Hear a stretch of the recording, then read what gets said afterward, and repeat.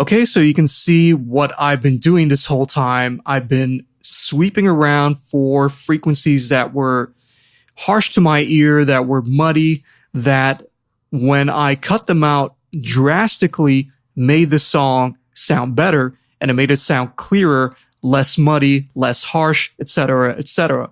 So this is a really great way to EQ. So you can see we haven't boosted anything on this EQ. We've only made cuts. So the first thing I did was I cut out the very, very bottom end.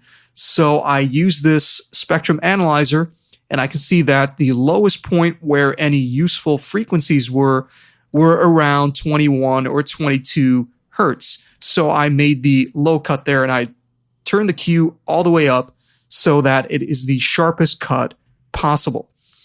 The second thing I did was I hunted for those muddy frequencies there, and I found that when I cut this frequency out drastically, it gave a lot more clarity to the song.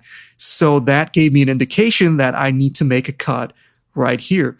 Same thing with this cut over here in the mids. So there was a frequency here that was masking the clarity of the song. It was kind of a honky, nasally kind of frequency there, and cutting it out cleared up the song a lot.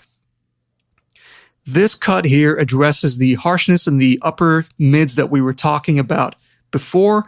And again, clearing that up kind of allowed my ears to rest from the song. So it wasn't really harsh to the point where it was fatiguing my ears. And this is really important. When you're EQing, you want to EQ, when people say use your ears, this is a really great way to do it. Use your ears as you're listening. If something is fatiguing your ears or actually hurting them, like physically hurting your ears, then you know that you need to make a cut in that frequency range to give your ears a break. Same thing with this little cut here. Tiny cut there, just 0.5, a 0.5 dB cut right there.